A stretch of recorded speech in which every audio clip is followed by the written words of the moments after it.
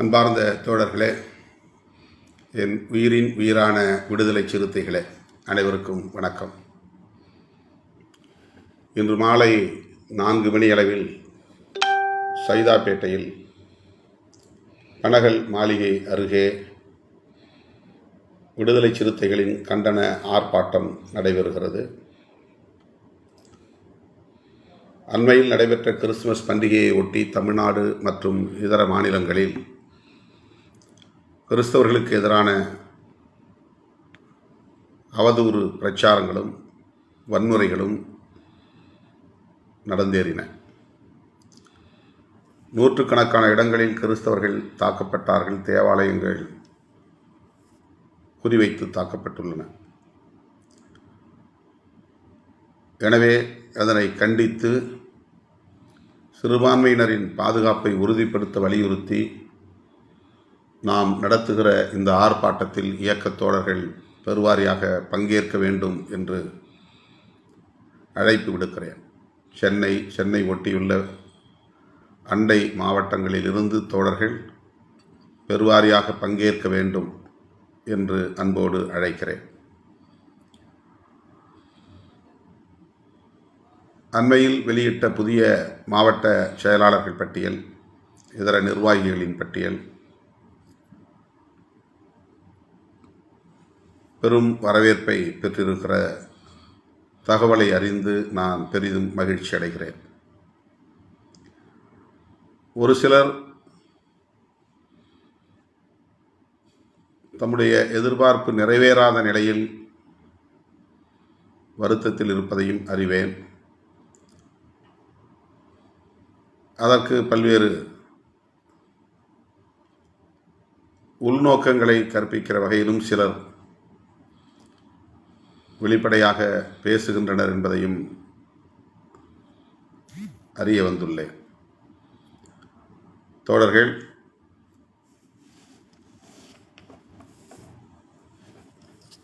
இது குறித்து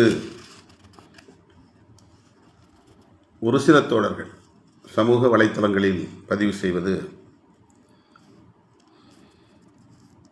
பலரிடையே விவாதங்களை உருவாக்கி இருக்கிறது. எனவே அருமை தோழர்கள், சமூக வலைத்தளங்களில் இத்தகைய விவாதங்களை தவிர்க்க வேண்டும் என்று கேட்டுக்கொள்கிறேன். கடந்த 2023ஆம் ஆண்டு நாம் நியமனம் செய்த 144 மாவட்ட செயலாளர்களில் 50 பேரை மாற்றி இருக்கிறோம். அதில் 9 சட்டமன்ற தொகுதிகளில் ஒரே தொகுதியை சார்ந்த 2 பேர் இடம்பெற்றிருந்தார்கள் என்பது முக்கியமானது. அந்த 9 தொகுதிகளில் 4 இடங்களில் 2 பேரையும், அந்த ஒரே தொகுதியை சார்ந்த 2 பேரையும் அந்த பொறுப்பிலிருந்து விடுவித்திருக்கிறோம். எஞ்சிய 5 தொகுதிகளில் விடுவித்திருக்கிறோம். 4 தொகுதிகளில் ஒருவரை மாவட்ட செயலாளராக அப்படியே தக்க வைத்திருக்கிறோம்.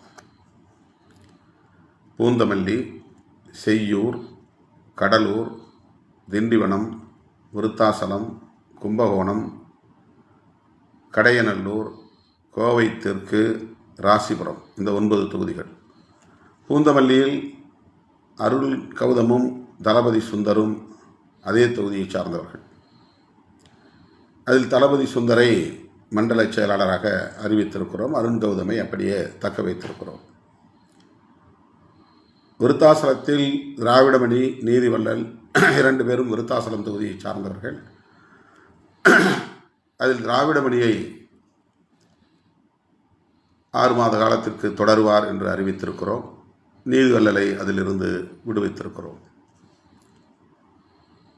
கோவை தெற்கு அதில் குரு குமணன் 2 பேரும் ஒரே தொகுதியை சார்ந்தவர்கள். அதில் குமணனை விடுவித்து குருவை தக்க வைத்திருக்கிறோம். கடையநல்லூரில் பண்பொழி செல்வமும் ஜான் தாமஸும் கடையநல்லூர் தொகுதியை சார்ந்தவர்கள். அவர்களில் ஜான் தாமஸை விடுவித்திருக்கிறோம், பண்பொழி செல்வத்தை நீடிக்க வைத்திருக்கிறோம். இவர்களுக்கு 6 மாத காலம்தான் எஞ்சிய பதவிக்காலம். பிறகு அந்த தொகுதிகளில் தேர்தல் நடத்துவதாக நாம் திட்டமிட்டிருக்கிறோம். அப்படி தேர்தல் நடைபெற உள்ளது. 5 இடங்களில் செய்யூர், தமிழினியும் பொன்னிவளவனும் செய்யூர் தொகுதியை சார்ந்தவர்கள். கடலூரில் செந்திலும் அறிவுடை நம்பியும் கடலூர் தொகுதியை சார்ந்தவர்கள். கும்பகோணத்தில் முல்லைவளவன் ராஜ்குமார் இருவரும் கும்பகோணம் தொகுதியை சார்ந்தவர்கள். ராசிபுரத்தில் மும்பை அர்ஜுன் நீலவானத்து நிலவன் இருவரும் ராசிபுரம் தொகுதியை சார்ந்தவர்கள். இந்த 5 தொகுதிகளிலும்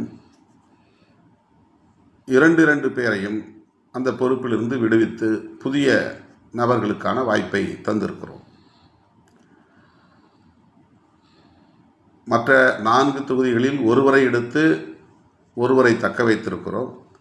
5 சட்டமன்ற தொகுதிகளில் 2 பேரையும் 10 பேரையும் அதிலிருந்து நாம் விடுவித்திருக்கிறோம். அவர்களில் திலீபனுக்கு மண்டல செயலாளர் திண்டிவனத்தில்,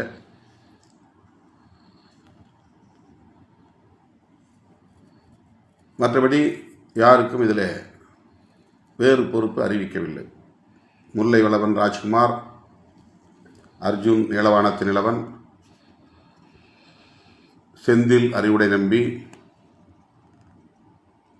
தமிழினிக்கு மாநில செயலாளர் கொடுத்திருக்கிறோம். மகளிர் விடுதலை இயக்கத்தில் மாநில செயலாளர் கொடுத்திருக்கிறோம்.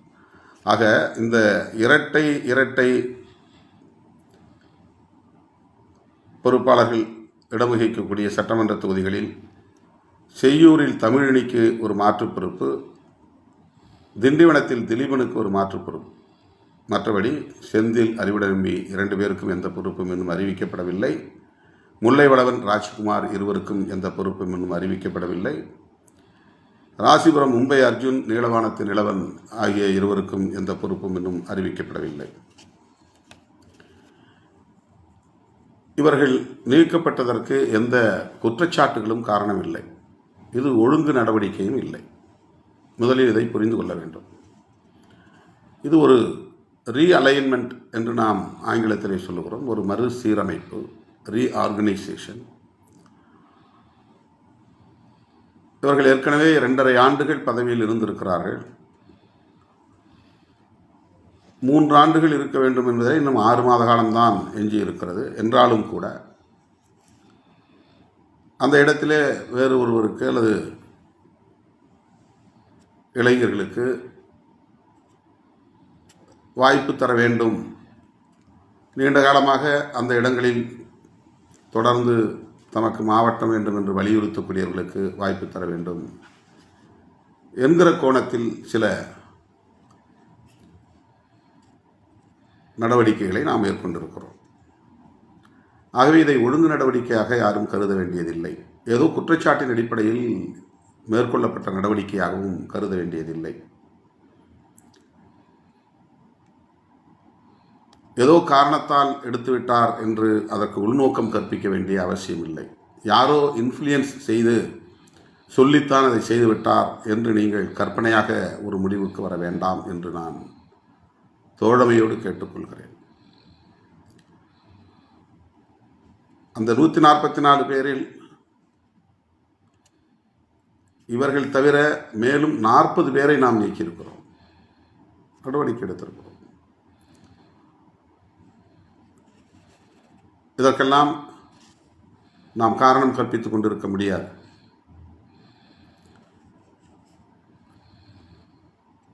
செய்யூரிலே தமிழினி, பொன்னிவளவன்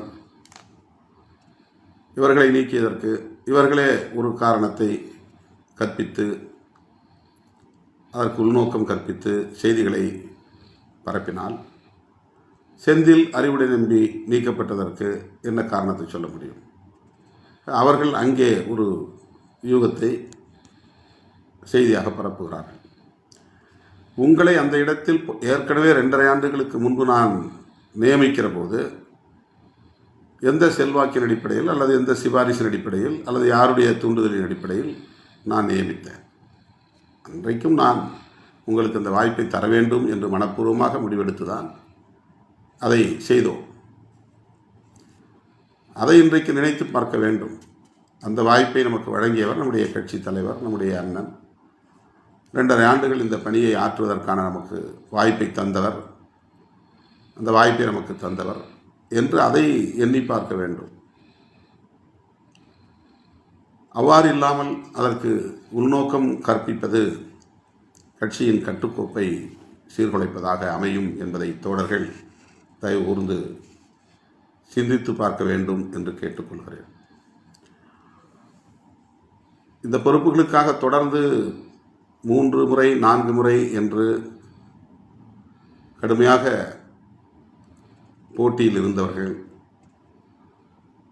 இந்த முறையும் அந்த வாய்ப்பு கிடைக்காத நிலையில் வலியோடு இருக்கிறார்கள். ஆக 3 முறை 4 முறை என்று போட்டியிட்டும் அந்த இடத்திலே நமக்கு வாய்ப்பு கிடைக்கவில்லை என்கிற வலி ஒரு புறம். ஆனால் மறுபடியும் ஒரு மாநில பொறுப்பு அல்லது மண்டல பொறுப்பு என்கிற வாய்ப்பு கிடைத்த நிலையில் அதிலும் திருப்தி இல்லை என்கிற வலி உங்களுக்கு ஒரு புறம்.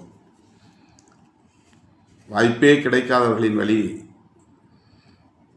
எத்தகையதாக இருக்கும் என்பதை தோழர்கள் எண்ணி பார்க்க வேண்டும் என்று கேட்டுக்கொள்கிறேன். எங்கே கடுமையான அழுத்தங்கள் இருக்கின்றனவோ, அதாவது அழுத்தங்கள் என்றால் போட்டி, இந்த முறை எங்களுக்கு தாருங்கள், ஏற்கனவே ஒருவருக்கு தந்திருக்கிறீர்கள், எங்களுக்கு இந்த முறை இந்த வாய்ப்பை கொடுங்கள் என்று வற்புறுத்துகிற நிலை, அவர்களே போட்டியிடக்கூடியவர்களே அல்லது கெஞ்சி கேட்கிற ஒரு நிலை இருக்கவே செய்கிறது. அதையும் நான் புறந்தள்ளிவிட முடியாது. அவர்களையும் நான் அரவணைக்க வேண்டிய தேவை இருக்கிறது. அவர்களை அலட்சியப்படுத்திவிட்டு இருப்பவர்களே இருக்கட்டும் என்றும் நான் அப்படியே கடந்து செல்ல வேண்டும் முடியாது. வாய்ப்புள்ள இடங்களில் மாற்றியிருக்கிறோம், வாய்ப்பில்லாத இடங்களில் சரி அவர்கள் தொடரட்டும் என்று அனுமதித்திருக்கிறோம். எனவே இதை தோழர்கள் நேர்மறையான அடிப்படையிலே புரிந்து கொண்டு, அதாவது பாசிட்டிவ் அப்ரோச் புரிந்து கொண்டு, நமக்கு இத்தனை ஆண்டுகள் பணியாற்றக்கூடிய வாய்ப்பு கட்சியில் கிடைத்தது என்கிற அளவிலே மகிழ்ச்சி அடைந்து, அடுத்து வேறு என்ன பொறுப்பை பெறலாம், அதற்கு எப்படி நாம் அணுகலாம் என்கிற அடிப்படையில் யோசிக்க வேண்டும். இது உங்களுக்கு நான் விடுக்கிற அன்பான வேண்டுகோள். காஜா மொய்தீன் மாவட்ட செயலாளர், கோவை தெற்கிலிருந்து மாற்றி மண்டல துணை செயலாளராக அறிவிக்கப்பட்டிருக்கிறார். அவரை அங்கே தெற்கு பகுதியில் நியமிக்கிற போதே அவர் வீரபாண்டி தொகுதியை சார்ந்தவர், வாக்கு அவருக்கு அங்கேதான் இருக்கிறது, அவரை இந்த தொகுதியிலிருந்து மாற்ற வேண்டும் என்கிற கோரிக்கை இந்த சட்டமன்ற தொகுதி வாரியாக பொறுப்புகளை நியமிக்கிற போது நிறைவேற்றப்பட வேண்டும் என்று திரும்ப திரும்ப ஒரு அழுத்தம் இருந்தது. அப்போதே நான் அடுத்த முறை வருகிற போது அந்த கோரிக்கையை பரிசீலிக்கிறேன் என்று கூறியிருந்தேன். ஆகவே அவர் வீரபாண்டி தொகுதியை சார்ந்தவர் தான் என்பதை மறுபடியும் தோழர்கள் உறுதிப்படுத்திய நிலையில் அவருடைய நேட்டிவ் கான்ஸ்டிடியூவன்சியில் அந்த தொகுதியிலே அவரை போட முடியவில்லை. ஆகவே அவருக்கு மண்டல துணை என்கிற பொறுப்பு வழங்கப்பட்டிருக்கிறது. அவர் மீது எந்த குற்றச்சாட்டும் இல்லை. ஒழுங்கு நடவடிக்கை என்கிற பெயரில் இது மேற்கொள்ளப்படவில்லை. காஞ்சிபுரத்திலே வழக்குரைஞர் மதி ஆதவன் சிறப்பாகவே பணியாற்றி கொண்டிருந்தார். அவரை நாம் அந்த இடத்திலிருந்து எடுத்து மண்டல துணை செயலாளராக போட்டிருக்கிறோம். மாவட்ட செயலாளர்கள் மட்டும்தான் உங்கள் பார்வை இருக்கிறது. எனக்கு மண்டலத்தில் பொறுப்புகளுக்கு ஆள் தேவை. மண்டல செயலாளர், மண்டல துணை செயலாளர், மாநில அளவிலான பொறுப்புகளுக்கு ஆள் தேவை. மாநில செயலாளர்கள், மாநில துணை செயலாளர்கள், முதன்மைச் செயலாளர்களுக்கு ஆள் தேவை. ஒவ்வொரு அணிக்கும் 50 பேர் மாநில அளவில் பொறுப்பாளர்களை நியமிக்க இருக்கிறோம். அதற்கு ஆட்களை நான் தேடுகிற போது இப்போ காஜா மொய்தீனை நான் எலிவேட் பண்ண வேண்டிய தேவை இருக்கிறது. தமிழினி மகளிர் விடுதலை இயக்கத்திற்கு அந்த பகுதியிலே நான் யாரை மாநில செயலாளராக போடுவது என்று பார்க்கிற போது 1-2 பெயர்கள் தான் அதில் கிடைக்கின்றன. இப்போ தமிழினியை மாநில செயலாளராக உயர்த்தலாம் என்ற கணக்கின் அடிப்படையில் தான் அவருக்கு அந்த வாய்ப்பு வழங்கப்பட்டிருக்கிறதே தவிர அவர் மீது யாரும் எந்த குற்றச்சாட்டையும் சொல்லவில்லை. அது ஒழுங்கு நடவடிக்கையாகவும் மேற்கொள்ளப்படவில்லை. இப்படி ஒவ்வொருவருக்கும் நான் விளக்கம் சொல்ல முடியும். தோழர்கள், மேலோட்டமாக இதை நான் சொல்லுவதிலிருந்து ஆழமாக உங்களால் புரிந்து கொள்ள முடியும் என்று நான் நம்புகிறேன். ஆவு அதியமான் அவரும் நெய்வேலி மற்றும் குறிஞ்சிப்பாடி ஆகிய 2 தொகுதிகளுக்கு விண்ணப்பித்திருந்தார். அவருக்கு கிடைக்கவில்லை என்றதும் என்னை அவர் சந்தித்திருக்கலாம், அவருடைய வழியை என்னிடத்தில் பகிர்ந்திருக்கலாம். நான் மிகுந்த எதிர்பார்ப்போடு இருந்தேன், ஏமாற்றம் அடைந்து விட்டேன் என்று கூட அந்த வழியை பகிர்ந்திருக்கலாம். ஆனால் உடனடியாக அவர் முகநூலிலே பேசி பதிவிட்டது பலரும் அதே பாணியை பின்பற்றுவதற்கான ஒரு சூழலை உருவாக்கியது. சிலர் வீடியோ போடவில்லை, ஆனால் முகநூலிலே எழுதக்கூடிய நிலை உருவானது. அவர் நெய்வேலியிலும் இல்லை, குறிஞ்சிப்பாடியிலும் இல்லை என்று பலரும் என்னிடத்திலே திரும்ப திரும்ப வலியுறுத்துகிறார்கள்.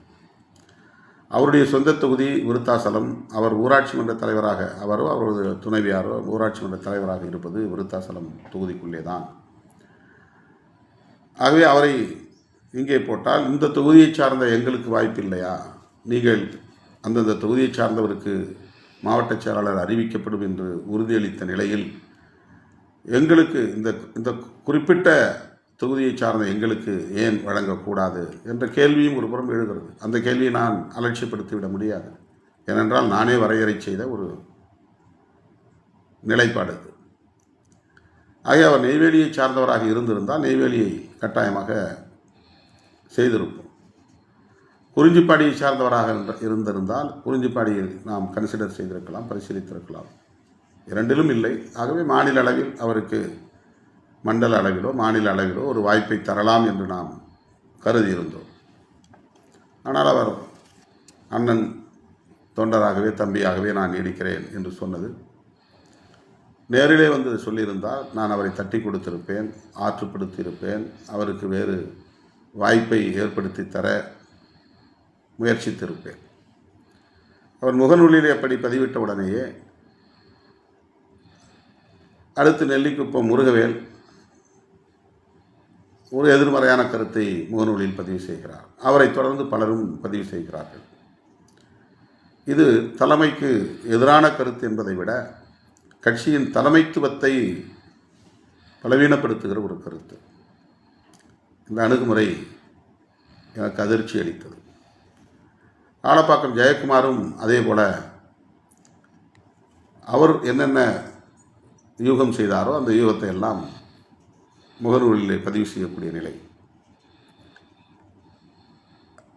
யார் யாரெல்லாம் எனக்கு பொறுப்பு வேண்டாம் என்ற கருத்தை சொன்னார்களோ உடனே இப்போது நான் மாற்றியிருக்கிறேன். துரைவளவன் கோயம்புத்தூரில் நீண்ட காலமாக கட்சியில் இருக்கிற மூத்த தோழர் எனக்கு அந்த பொறுப்பு வேண்டாம் என்று சொன்னார், மாற்றிவிட்டேன். அப்படித்தான் அதியமான் இந்த பொறுப்பு வேண்டாம் என்றால் மாற்றிவிட்டேன். ஆலப்பாக்கம் ஜெயக்குமார் இந்த பொறுப்பு வேண்டாம் என்று அவர் சொன்னதால் அடுத்த ஆள் அந்த பொறுப்புக்காக போட்டி போடக்கூடிய ஏராளமானவர்கள் காத்து கிடக்கிறார்கள். அவர்களை நான் புறந்தள்ள முடியாது. அவங்க வேணான்னு சொன்ன பிறகு நீங்கள் எங்களுக்கு தரமாட்டேங்கிறீங்க அப்படிங்கிற கேள்விக்கு நான் என்ன பதில் சொல்ல முடியும்? இப்படி பல இடங்களில் இந்த முறை பொறுப்பு வேண்டாம் என்று சொன்ன காரணத்தினால் அந்த பொறுப்பில் இருந்தவர்களை நாம் விடுவித்திருக்கிறோம். வேறு பொறுப்பு அவர்களுக்கு வழங்கப்படும். அது அண்டர் கன்சிடரேஷன், பரிசீலனையில் உள்ளது.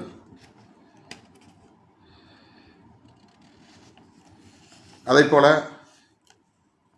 தமிழ்நாடு தழுவிய அளவில் தவிர்க்க முடியாத சில காரணங்களால் இந்த மாற்றங்களை செய்திருக்கிறோம். 234 பேர் மட்டும்தான் மாவட்ட செயலாளராக நியமிக்க முடியும். ஆனால் 2000க்கும் மேற்பட்டவர்கள் மாவட்ட செயலாளர் பொறுப்புக்கு விண்ணப்பித்திருக்கிறார்கள். இந்த 234க்கும் சேர்த்து 2000க்கும் மேற்பட்டவர்கள். சரியான எண்ணிக்கையை நான் 2 நாளில் உங்களுக்கு தெரிவிப்பேன். 1000க்கு மேற்பட்டவர்கள் என்று சொல்லலாம். கிட்டத்தட்ட 1800 பேருக்கு மேல் இருக்கும். ஆக 234 பேரை மட்டும் நான் தேர்வு செய்துவிட்டு மிச்ச அத்தனை பேரையும் நான் ஆற்றுப்படுத்த வேண்டும், அவர்களுக்கு விளக்கம் சொல்ல வேண்டும், அவர்களை அரவணைக்க வேண்டும், அவர்களுக்கு மாற்று பொறுப்பு தர வேண்டும் என்பது எனக்கு எவ்வளவு பெரிய நெருக்கடி என்பதை தோழர்கள் புரிந்து கொள்ள வேண்டும். இப்போ முல்லைவளவனோ, ராஜ்குமாரோ, நீதிவல்லனோ, ஜான் தாமஸோ, அர்ஜுனோ, நீலவானத்து நிலவனோ, அறிவிடை நம்பியோ, செந்திலோ, பொன்னிவளவனோ இதுவரையில் எந்த எதிர்மறை கருத்தையும் பதிவு செய்யவில்லை. கட்சிக்கு அல்லது தலைமைக்கு எதிராக எந்த கருத்தையும் சொல்லவில்லை. அவர்களுக்கு உரிய நேரத்தில் உரிய பொறுப்பு வழங்கப்படும் என்கிற உறுதியை நான் சொல்ல கடமைப்பட்டிருக்கிறேன். 10% தலித் அல்லாதவர்களுக்கு 10% பெண்களுக்கு என்று நாம் கடந்த முறையே முடிவு செய்ததன் அடிப்படையில் இந்த முறை நாம் 10% நிரப்பியிருந்தால் பெண்கள் 23 பேர், தலித் அல்லாதவர்கள் இஸ்லாமியர்கள் உட்பட 23 பேர் நியமிக்கப்பட்டிருக்க வேண்டும்.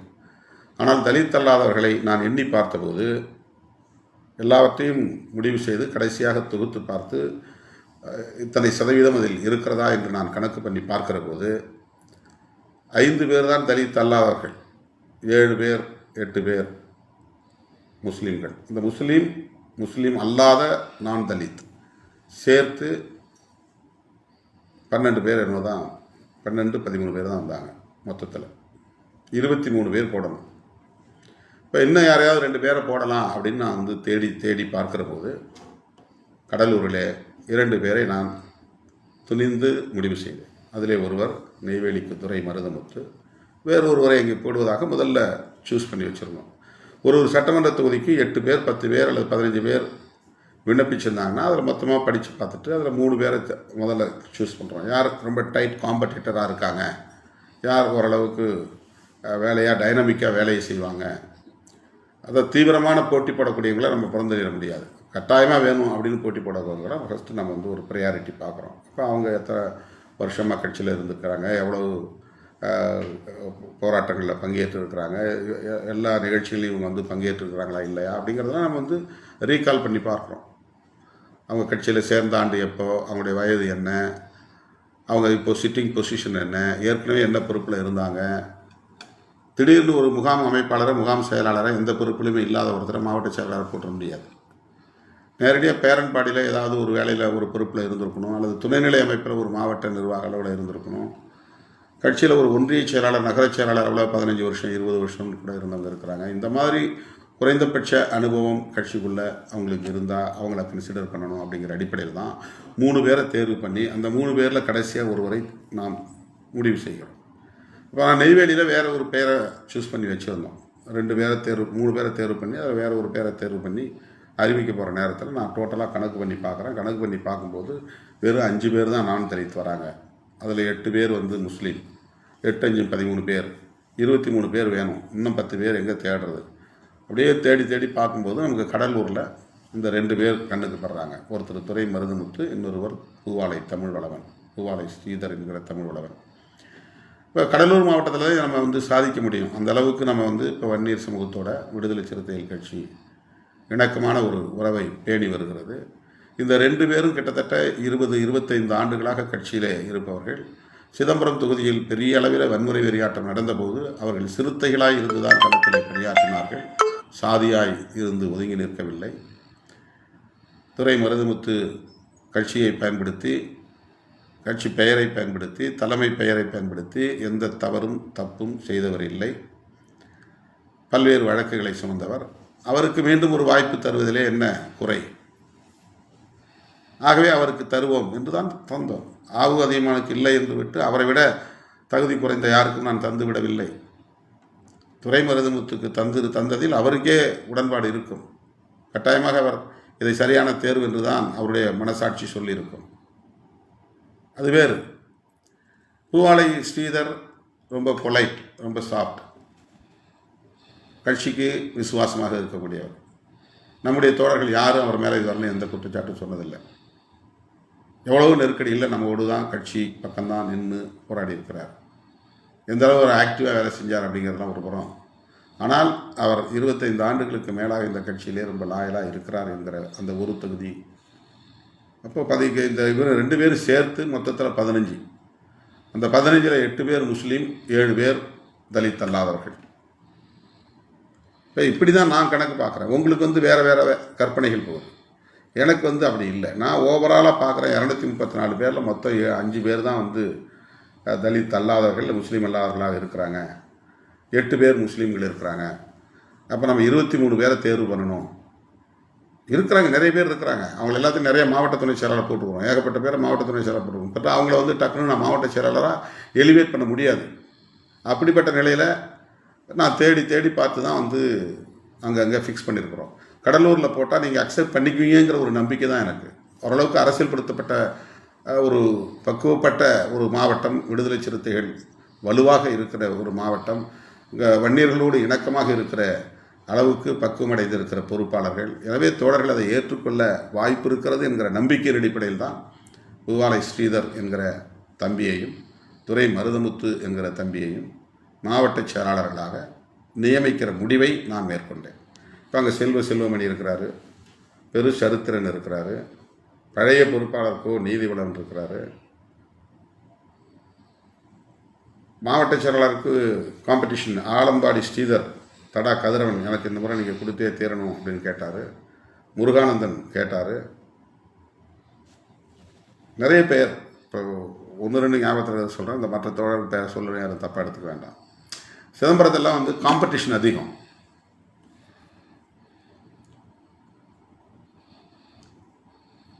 சிலருக்கு மாவட்ட நிர்வாகத்தில் முக்கியத்துவம் கொடுத்து போட்டிருக்கிறோம். இப்போது இவரை தேர்வு பண்ணியிருக்கிறேன்னு சொன்னால் இதுக்கு நான் சுதந்திரமாக எடுத்த முடிவு. அதில் யாரும் என்னை இன்ஃப்ளூயன்ஸ் பண்ணலை. மற்றவங்களை போட முடியலன்னா அவங்க மேலே எனக்கு எந்த அதிருப்தியும் கிடையாது, அல்லது கோபமும் கிடையாது.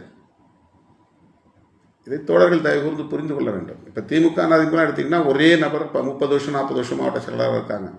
எலெக்ஷனுங்கிற பேரில் வந்தால் கூட இப்போ அந்த கட்சியில் வேறு யாருமே பணியாற்றக்கூடியவங்க இல்லையா, வேலை செய்யக்கூடியவங்க இல்லையா, தீவிரமாக களப்பணியாற்றியவர்கள் இல்லையா? இப்போ அதை அக்செப்ட் பண்ணுறாங்கல்ல. அந்த அக்செப்டன்ஸ் நமக்கு வேணும். இதுதான் உங்கள்கிட்ட நான் எதிர்பார்க்குறேன். இதற்காகத்தான் நான் என்னை முழுமையாக ஒப்படைத்து கொண்டு உங்களோடு கிடக்கிறேன். என் மீது எனக்கு நீங்கள் இரக்கம் காட்ட வேண்டும் என்பதற்காக சொல்லவில்லை. நான் எப்படி டெடிகேட் செய்கிறேன் என்பதை நீங்கள் புரிந்து கொள்ள வேண்டும் என்பதற்காக சொல்லுகிறேன்.